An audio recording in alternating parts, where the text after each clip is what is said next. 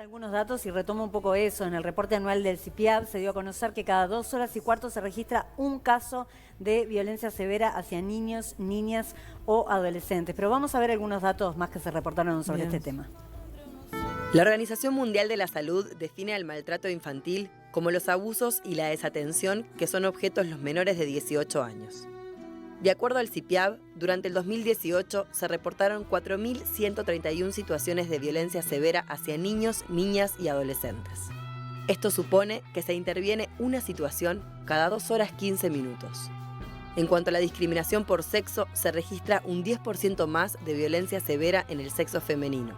Se registra un 45% en hombres y un 55% en mujeres. Si se hace una discriminación por edad, donde más se registran situaciones de violencia es de 6 a 12 años. Allí se nuclea el 42% de los casos registrados. Aunque generalmente los tipos de violencia no se dan en forma aislada y única, según el estudio predomina 20% negligencia, 23% abuso sexual, 25% maltrato físico, 32% maltrato emocional. En cuanto a la frecuencia de situaciones de violencia, en el 21% de los casos se trata de un episodio único y en el 79% la violencia es recurrente.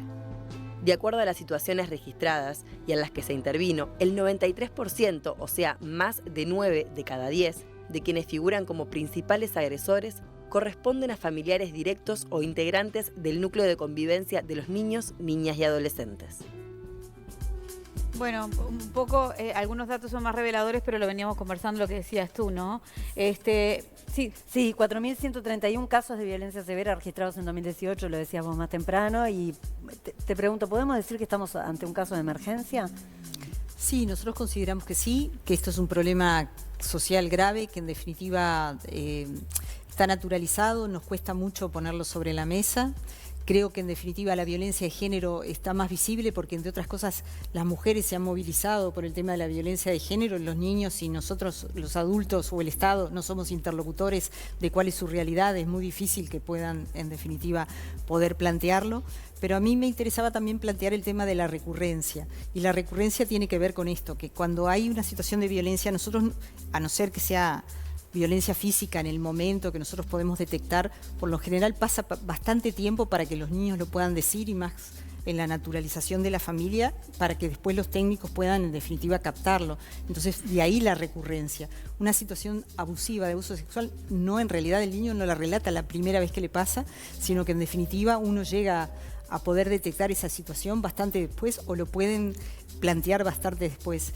Y en los primeros años de edad los varones y las niñas tienen los mismos porcentajes, pero también es cierto que en la preadolescencia y adolescencia empieza a haber una feminización del tema de la violencia, entre otras cosas porque el abuso se concentra en esas edades, más allá de que también somos conscientes que en los varones el abuso sexual es mucho más acallado que en las niñas, porque hay un prejuicio social muchísimo mayor por parte de las familias a poder pedir ayuda o dar a conocer la situación de los niños varones, que nos preocupan mucho, que también pueden estar sufriendo violencia. Y a identificarlo, seguramente. Totalmente. En estos casos, cuando uno piensa que puede haber una situación de violencia hacia niños, ¿dónde se puede denunciar y cómo es el procedimiento? Por ejemplo, para empezar, si puede ser anónima. Totalmente. Es anónima, en el 0850 se registra con un número. Ahora tenemos a partir del nuevo CPP, y eso para nosotros también es un cambio importante, o sea, todo lo que sea... El CPP es el Código del Proceso Penal. Lo digo porque esto está bien, porque viste porque que por siglas es el Código del Proceso Penal. Penal. Se puede denunciar en la Fiscalía. Eso para nosotros es importante porque son técnicos, te dan determinadas garantías. Obviamente que se puede denunciar en el Ministerio del Interior y en el 0850, pero también es cierto que en cualquier centro de salud o en cualquier centro educativo, CAIF, que uno se acerque y que sepa que un niño concurre ahí, los técnicos deben poder escuchar lo que uno les dice. Y ellos deben en realidad tomar, esa es una obligación, hay protocolos, los protocolos son normas, y ninguno de los que trabajamos con niños o adolescentes podemos ser omisos en esta situación. ¿Sabés que acá hay una persona que dice que tiene un niño de 3 años que presume o presiente que puede llegar a ser abusado? El niño no habla y tiene 3 años y está diciendo, ¿a dónde puedo ir? ¿A quién puedo consultar? Si está en un centro... Es una televidente. Está. Te lo digo Digo, porque bueno, voy al centro de salud, voy a la doctora. Bueno, puede ¿Con quién ser hablo? al ¿Con centro quién de hablo? salud, sin lugar a dudas, al centro de salud. Porque un niño puede no hablar por muchos motivos a los 3 años. A veces son muchos los motivos. Nosotros siempre planteamos que el centro de salud es uno de los lugares. No sé si es de Montevideo o en interior.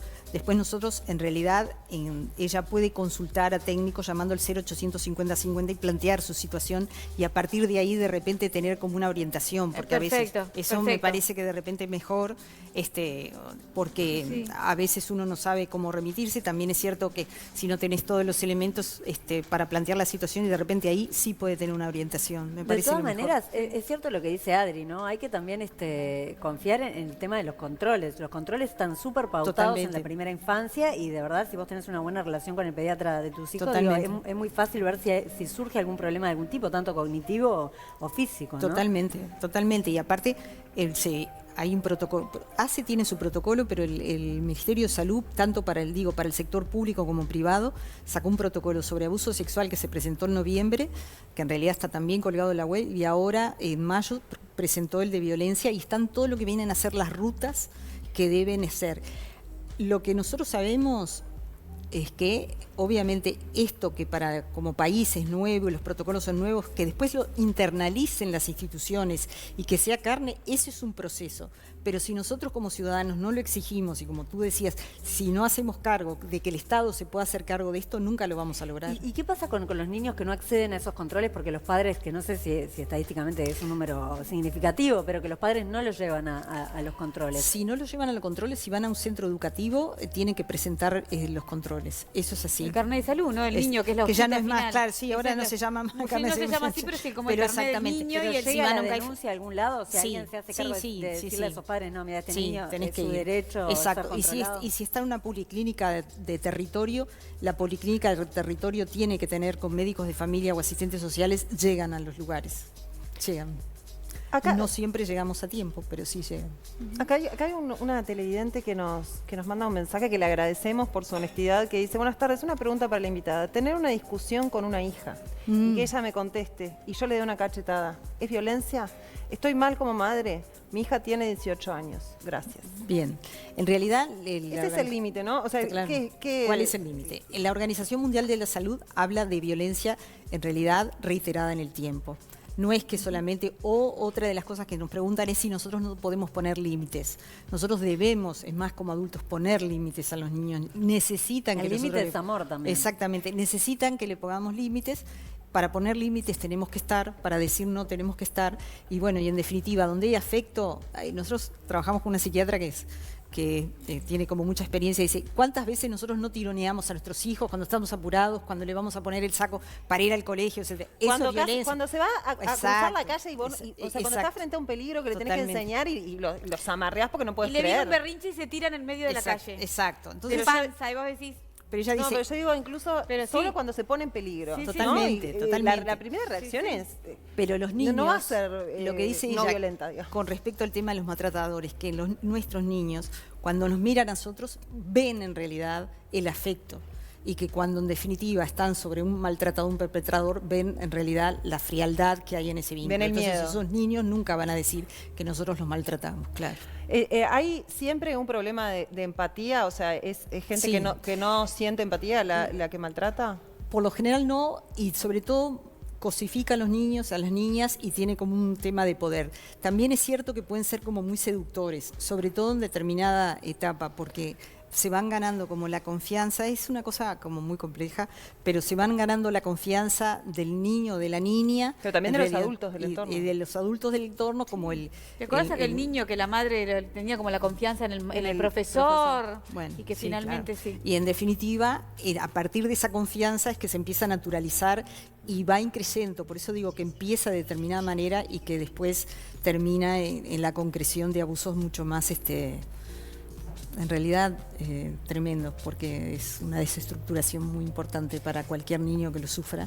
Y el proceso de reparación es muy importante. Yo quería decir una cosita para que veamos cómo estábamos con sociedad. Nosotros ahora, por primera vez, modificamos, y por suerte lo votó todo el sistema político uruguayo, el Código de la Niñez y la Adolescencia en el capítulo 11, que tiene que ver con la protección. Pero nosotros en ese capítulo tuvimos que poner que el consentimiento de las víctimas de abuso, yo digo, no es parte de la reducción de la pena del agresor. Es increíble.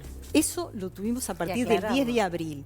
Y nosotros que decimos, ¿quién puede consentir algo que no elige? ¿Quién puede consentir un abuso sexual si no eligió? Entonces, más dentro de esa pauta que tú dabas de Karima, de la seducción de un hoy, adulto sobre un niño. en Uruguay... Pero además cuando el niño no es un ser sexual completo, digamos. O sea, ¿cuál es el consentimiento? Se alegaba por parte de las defensas el consentimiento. Ahora quedó explícitamente en la modificación del código, te digo, votado por todos los sectores políticos, lo cual habla bien, el 10 de abril no se puede alegar consentimiento para reducir la pena de los perpetradores. Falta una política pública dirigida a la primera infancia y a la infancia en general con respecto a la violencia. Creo que avanzamos en crear sistemas de protección, creo que todavía no sigue. Yo creo que tenemos más allá de lo que pasó en esta situación, tenemos una gran capacidad de detección, yo creo que tenemos algunas deficiencias, sobre todo en el seguimiento a largo plazo, porque estos no son situaciones que uno las resuelve en 6 meses. No. Claro. Nosotros tenemos atención hasta 1 año, hasta 18 meses, pero en las situaciones vinculares de familias puede retornar en la situación de violencia.